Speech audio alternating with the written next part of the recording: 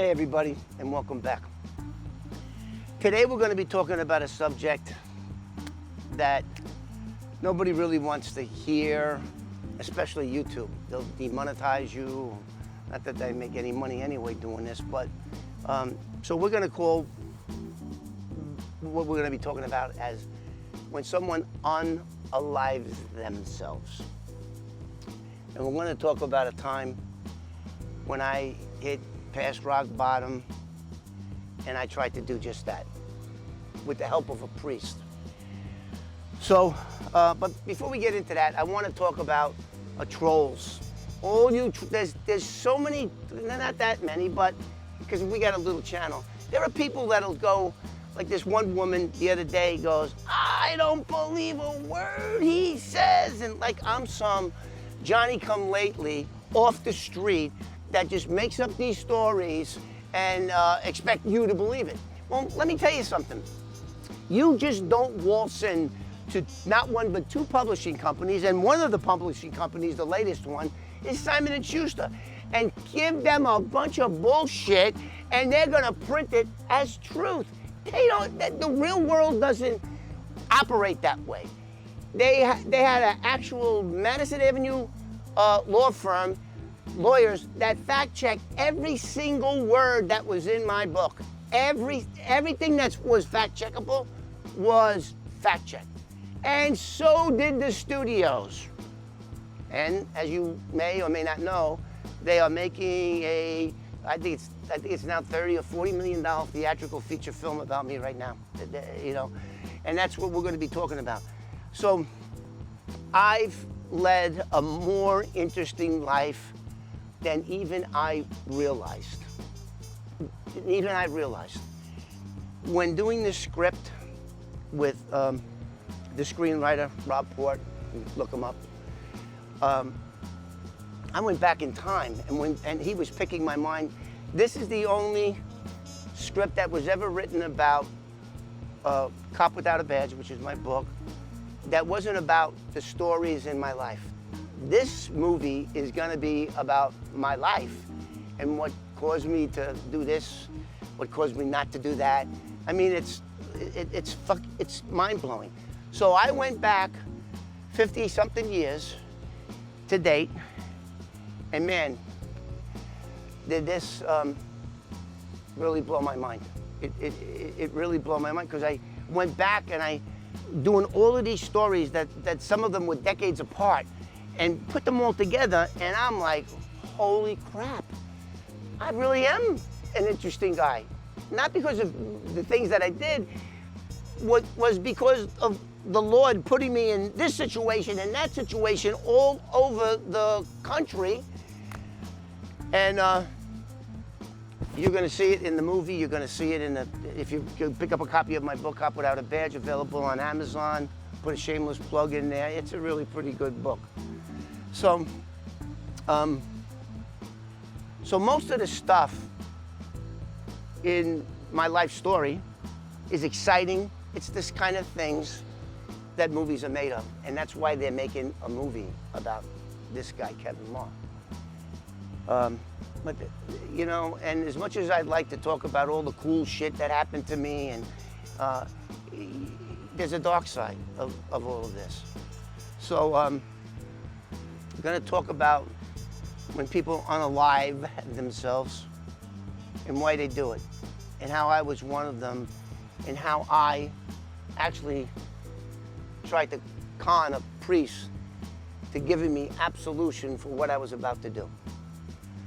So this is like in the early 90s. I was on welfare. I was at the bottom of my life, and I was on welfare. And this was a guy that 5 or 6 years earlier, in the mid-'80s, I was walking around with millions of dollars in cash, cold cash. Had so much money, I didn't know what to do. We threw it around like drunken sailors. Worse than drunken sailors, because all they could do is spend their monthly earnings. But give a couple of idiots duffel bags filled with cash. And that was a recipe for disaster. So back in the 90s, I want to say it was 90, somewhere in there, I thought about all of that. Well, back then they used to give you little books for food stamps, and I'd rip out my food stamp thing and go into a supermarket where people would see me, and they knew I was the guy that was driving the $100,000 cars just a few years earlier. And here I am buying my groceries with these food stamp coupons. Humiliating. I couldn't see no way out.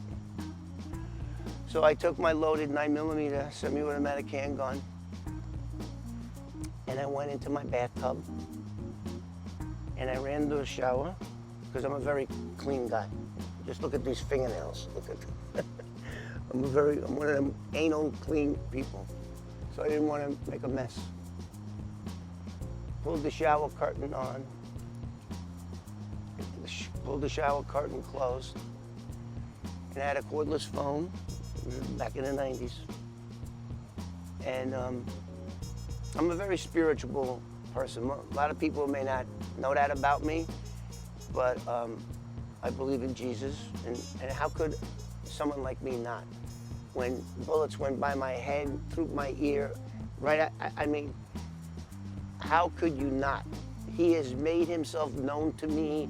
I don't know how many times. That can't be a coincidence.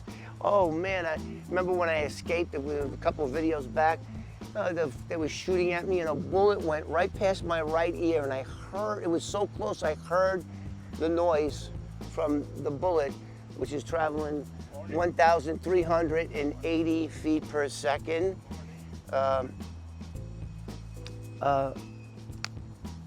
So that was just, the guy just walked by, sees me filming. Good morning, good morning, good morning, good morning. Yeah, distractions. I got ADD. I get distracted very easily. Freaking fly. Anyway, so I was a parishioner at a church in East Rutherford, New Jersey called St. Joseph's, and my priest was Father Ed.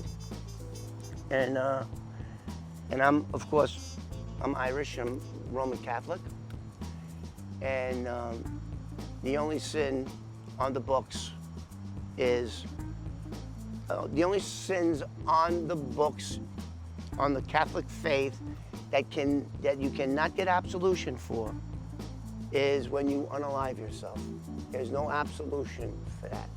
And I knew that sitting in that bathtub with that gun in my hand, and I was just thinking how I can't even take a sunburn. How am I gonna deal with full eternity in the hottest place in the universe? Hell.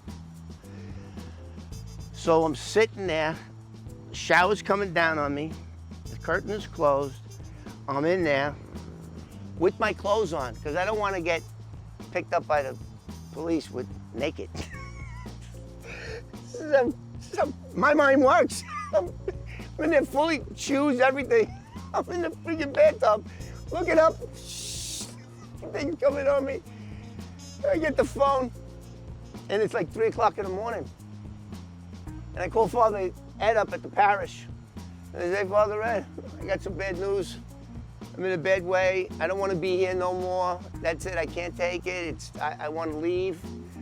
And of course, what I was trying to do was get him to give me absolution for the sin that I'm about to commit, and it don't work that way in my faith. It doesn't work that way.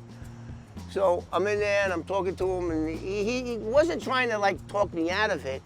He was trying to say, this is ridiculous. First of all, I had to convince him that it was true. I almost was ready to throw one into the ceiling to show him that, hey, you know, I'm not kidding.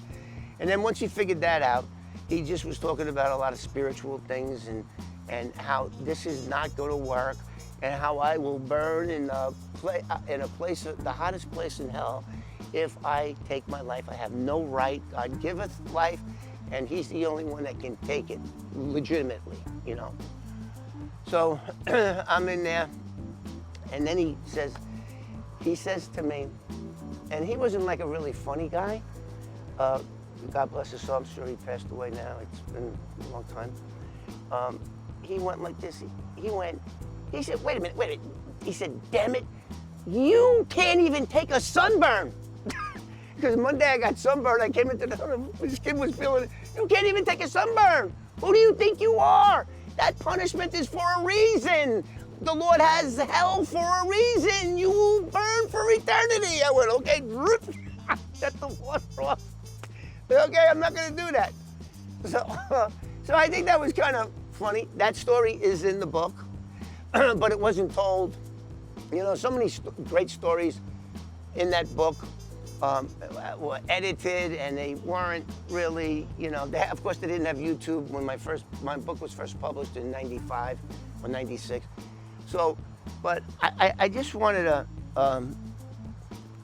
touch on how writing a movie script about one's life brings you back to the great times, but you can't skip over the bad times, the embarrassing times, the times when you had no money. You know, and the saying, when you're broke, you're a joke, is true. When I had no money, no one was around me. I had nobody. It was just me and that thing that I had in my hand. And what was the point? What was the point? I just was like, you know, like in a restaurant, check please, and just let me go. It's gonna take a second, and I'm not gonna feel anything, I don't think. But yeah, writing a script for me, because there were many murders that I was involved with, not that I was involved with killing anybody, but the criminals that I was working, murders, a whole bunch of murder cases, even the most prolific serial killer in New York's history, Joel Rifkin. But I just wanted to say that everything isn't rosy when doing a film. I mean, and the other thing that I want to tell you two guys too is that they are in talks with, what do you remember what History Channel, the Discovery Channel or the History Channel, TNT are they're negotiating. I don't know if the negotiating is the right word. They're talking about doing a documentary about my life prior to the film coming out. So I just thought I don't know why this story popped in my mind, because, you know, I'm really happy. It's flattering. Can you guys imagine going to a movie theater and seeing in the big lights and people walking in, and the movie is about your life, you know? But then I started thinking about the not so good times in my life, and this was one of them. And I just thought I would share that with you guys, and we're gonna sew it up now and get a copy of the book, like and subscribe, because you can't get this content nowhere else. And the other thing I'd like to blow my own horn if I can, there's no YouTuber on YouTube that can say they're doing a theatrical feature film about them now, can they? See you on the next one.